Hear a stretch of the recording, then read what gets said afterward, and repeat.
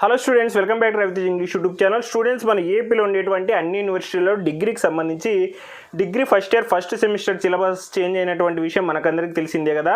ఇందులో భాగంగానే English syllabus కూడా చేంజ్ అయింది. చాలామంది degree first year first semester students నాకు మన రవితేజ్ ఇంగ్లీష్ యూట్యూబ్ ఛానల్లో చాలా వీడియోల కింద ఈ కొత్తగా వచ్చినటువంటి ఇంగ్లీష్ సిలబస్లోని టాపిక్స్ని టీచ్ చేయమని చెప్పి ఆ వీడియోస్ని అప్లోడ్ చేయమని చెప్పి కామెంట్స్ అయితే చేయడం జరిగింది. నేను అందుకే ఈ degree first year first semester ఇంగ్లీష్కి సంబంధించినటువంటి టాపిక్స్ అన్ని కూడా టీచ్ చేస్తూ వస్తున్నాను. టోటల్గా ఉండేటువంటి 5 యూనిట్స్లో ఫస్ట్ యూనిట్లో ఉండేటువంటి అన్ని టాపిక్స్ని టీచ్ చేసేసాను. ఈరోజు ఈ వీడియోలో సెకండ్ యూనిట్లో స్పీకింగ్ స్కిల్స్లో ఫస్ట్ టాపిక్ అయినటువంటి sounds of English, vowels and consonants అనేటువంటి టాపిక్ని మనం టీచ్ చేసుకోబోతున్నాము. మన ఏపీలో ఉండేటువంటి అన్ని యూనివర్సిటీలలో డిగ్రీకి సంబంధించి కొత్త సిలబస్ అందరికీ కూడా కామన్గానే ఉంటుంది. ఓన్లీ వాళ్ళ ఎగ్జామ్లో వచ్చేటువంటి క్వశ్చన్ పేపర్ ప్యాటర్న్ మాత్రమే. అందులో కూడా సిలబస్లో ఉండేటువంటి ఇక్కడ అన్ని యూనివర్సిటీలలో వచ్చేటువంటి క్వశ్చన్స్ కామన్గానే ఉంటాయి. వాళ్ళ వెయిటేజ్ మాత్రమే క్వశ్చన్ పేపర్లో చేంజ్గా ఉంటుంది ఒక్కొక్క యూనివర్సిటీకి. కాబట్టి ఏపీలో ఉండేటువంటి అన్ని యూనివర్సిటీల స్టూడెంట్స్ కూడా మన టాపిక్స్ని చూడొచ్చు. మీరు మంచి మార్కులతో పాస్ అవుతారని చెప్పి ఈ వీడియోస్ అయితే నేను చేయడం జరిగింది. కాబట్టి ఏపీలో ఉండేటువంటి అన్ని యూనివర్సిటీల స్టూడెంట్స్ మన టాపిక్ చూసి మంచి మార్కులతో పాస్ అవుతారని ఆశిస్తున్నాను. మరి ఇంకెందుకు లేట్, ఈరోజు మన వీడియోని స్టార్ట్ చేసేద్దామా. మనకి యూనిట్ 2 నేమ్ వచ్చేసి స్పీకింగ్ స్కిల్స్ అనమాట. ఈ స్పీకింగ్ స్కిల్స్లో టోటల్గా 3 టాపిక్స్ అయితే ఉంటాయి. ఫస్ట్ టాపిక్ వచ్చేసి సౌండ్స్ ఆఫ్ ఇంగ్లీష్, ఇందులో వొవెల్స్ అండ్ కాన్సనెంట్స్ అని ఉంటుంది. తర్వాత సెకండ్ టాపిక్ వచ్చేసి వర్డ్ యాక్సెంట్, థర్డ్ టాపిక్ వచ్చేసి ఇంటోనేషన్. ఈ 3 టాపిక్స్ని చాలా బాగా ఎక్స్ప్లెయిన్ అయితే చేస్తారు ఈ మన సెకండ్ యూనిట్లో మన టెక్స్ట్ బుక్లో కనుక చూసుకుంటే. మనం ఈరోజు ఈ వీడియోలో చెప్పుకోబోయేటువంటి టాపిక్ నేమ్ వచ్చేసి sounds of English, vowels and consonants. ఇక్కడ మన టాపిక్ నేమ్ మెయిన్గా వచ్చేసి సౌండ్స్ ఆఫ్ ఇంగ్లీష్ అని ఉంది. మరి సౌండ్స్ ఆఫ్ ఇంగ్లీష్ అంటే ఏమి, సౌండ్స్ అంటే ఏమి, ఇంగ్లీష్కి సంబంధించి సౌండ్స్ ఏంటి అనేటువంటి విషయాల్ని మొత్తం చూద్దాము. చాలామంది ఈ టాపిక్ని అయితే ఇంతవరకు విని ఉండరు అని చెప్పి నేను అనుకుంటూ ఉన్నాను. కాబట్టి దీన్ని చాలా బాగా ఎక్స్ప్లెయిన్ చేద్దాం అనుకుంటున్నాను. వీలైతే సగం టాపిక్స్ ఈరోజు చెప్పి సగం టాపిక్ ఈ ఫస్ట్ టాపిక్లోనే సగం ఈరోజు చెప్పి సగం రేపు అయితే చెప్తాను. ఎందుకంటే బాగా అర్థం కావడం మనకు చాలా ఇంపార్టెంట్ కదా. ముందుగా చూడండి, ఇంట్రొడక్షన్ అయితే రాశాను. In any language there are alphabet symbols. Every alphabet has an own specific sound to pronounce. మనకి ప్రపంచంలో ఉండేటువంటి ఏ లాంగ్వేజ్కైనా కూడా లిపి ఉన్నటువంటి లాంగ్వేజ్కి ఆల్ఫాబెట్స్ అనేటివి ఉంటాయి. ఆల్ఫాబెట్స్ అంటే మీ తెలుగులో అయితే A to Z, తెలుగులో అయితే ఆ నుంచి ఆహా, ఇంగ్లీష్లో అయితే A to Z. వీటిని ఆల్ఫాబెట్స్ అని అంటాం కదా. తెలుగులో అయితే అక్షరమాల అంటాము, ఇంగ్లీష్లో అయితే ఆల్ఫాబెట్స్ అని అంటాము. ఖచ్చితంగా ప్రతి లాంగ్వేజ్లో కూడా ఈ ఆల్ఫాబెట్స్ అనేటివి ఉంటాయి. ఈ ఆల్ఫాబెట్స్ అంటే మీ సింబల్స్ అయితే ఉంటాయి. ఆ సింబల్కి ప్రతి సింబల్కి కూడా ఒక ప్రొనౌన్సియేషన్ అనేది ఉంటుంది. Next, some languages had same number of alphabets and sounds like Telugu language. In Telugu we have 56 letters and also have 56 sounds. కొన్ని లాంగ్వేజ్లలో, ఫర్ ఎగ్జాంపుల్ తెలుగు లాంటి లాంగ్వేజ్లో ఆల్ఫాబెట్స్ ఎన్నైతే ఉంటాయో వాటి యొక్క ఆ లాంగ్వేజ్లో ఉండేటువంటి సౌండ్స్ కూడా అన్నీ ఉంటాయి. చూడండి, తెలుగులో టోటల్గా 56 ఆల్ఫాబెట్స్ లేదా 56 లెటర్స్ ఉంటాయి, ఆ నుంచి బండ్రా వరకు. అదేవిధంగా తెలుగులో సౌండ్స్ అంటే మీ ఆ ఈ ఉన్నాయి, వీటినే సౌండ్స్ అని అంటాము.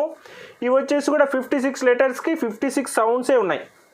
తెలుగు లాంటి ఇది చాలా మన తెలుగు లాంగ్వేజ్ని మనం తక్కువ చేసుకుంటాం, కానీ చాలా అద్భుతమైనటువంటి లాంగ్వేజ్. తెలుగు లాంగ్వేజ్లో ప్రతి సౌండ్ కూడా మెన్షన్ చేసి ఉంటుంది. కాబట్టి తెలుగులో అంత గొప్ప కవులు అయితే వచ్చినారు.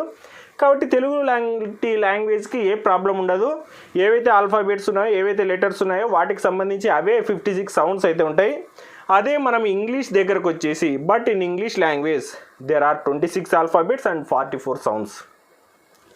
కానీ ఇంగ్లీష్ లాంగ్వేజ్ దగ్గరకు వచ్చేసరికి ఇంగ్లీష్ లాంగ్వేజ్లో టోటల్గా ఎన్ని ఆల్ఫాబెట్స్ ఉన్నాయి, A to Z వరకు ఎన్ని ఉంటాయి, 26 ఆల్ఫాబెట్స్ అయితే ఉంటాయి. కానీ 26 ఆల్ఫాబెట్స్కి టోటల్గా 44 సౌండ్స్ అయితే మనం ప్రొడ్యూస్ చేయాల్సి ఉంటుంది. అంటే ఒక్కొక్క ఆల్ఫాబెట్కి మించి మనము 26 + 26 ఎంత అయితే 52, అంటే దగ్గర డబల్కి 44 సౌండ్స్ అయితే మనం 26 ఆ లెటర్స్ నుంచి ఆల్ఫాబెట్స్ నుంచి అయితే మనం ప్రొడ్యూస్ చేయాల్సి ఉంటుందన్నమాట. కాబట్టి ఈ తెలుగులో అయితే ఈ శబ్దాల గురించి సౌండ్స్ గురించి నేర్చుకోవాల్సిన అవసరమే ఉండదు, ఎందుకంటే మనం ఇవి నేర్చుకున్నామంటే అందులోనే సౌండ్స్ వచ్చేస్తాయి. కానీ ఇంగ్లీష్లో మాత్రం ఆల్ఫాబెట్స్తో పాటు సౌండ్స్ అనేటివి ప్రొనౌన్సియేషన్ అనేది నేర్చుకుంటేనే మనం ఇంగ్లీష్లో వర్డ్స్ని ప్రొనౌన్సియేషన్ చేయగలం. కాబట్టి ఈ ప్రొనౌన్సియేషన్ గురించి మనం ఈరోజు తెలుసుకుందాము. మనం సౌండ్స్ ఆఫ్ ఇంగ్లీష్ అంటున్నామే, ఈ సౌండ్స్ ఆఫ్ ఇంగ్లీష్నే మనం ఏమంటామంటే ఫొనెటిక్స్ లేదా ఫోనమ్స్ అని అంటారనమాట. మనకి ఇక్కడ చూడండి, ఈ ఫొనెటిక్స్ యొక్క డెఫినేషన్ అయితే ఇవ్వడం జరిగింది. The study of the sounds of human language is called phonetics. Phonology is concerned with the properties of sounds and the ways that they are combined into words. So the sounds of English also called as phonetics. మన humans తయారు చేసినటువంటి ఏ లాంగ్వేజ్లో ఉండేటువంటి సౌండ్స్నైనా కూడా phonetics అని అంటారు.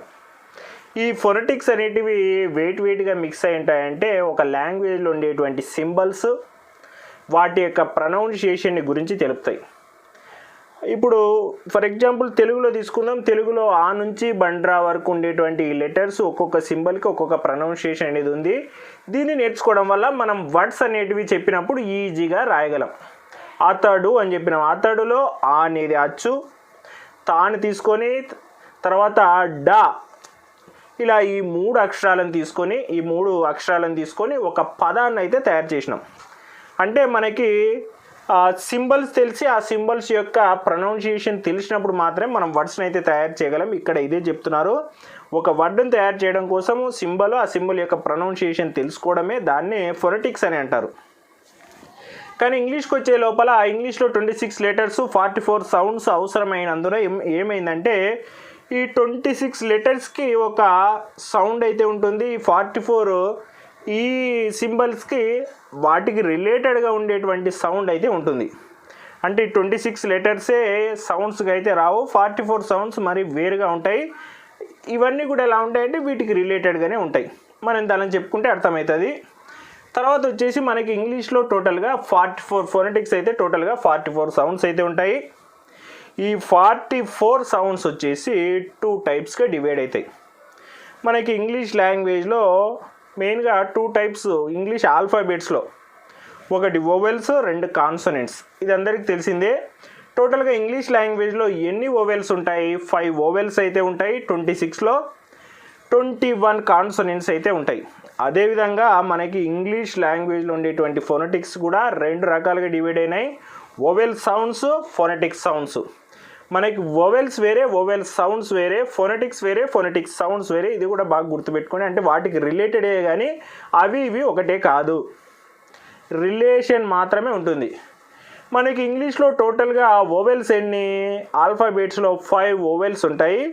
అదే మనము ఫొనెటిక్స్ దగ్గరకు వచ్చే లోపల వోవెల్ సౌండ్స్ వచ్చేసి 20 సౌండ్స్ అయితే ఉంటాయి. 44 సౌండ్స్లో 20 సౌండ్స్ వోవెల్ సౌండ్సే ఉంటాయి.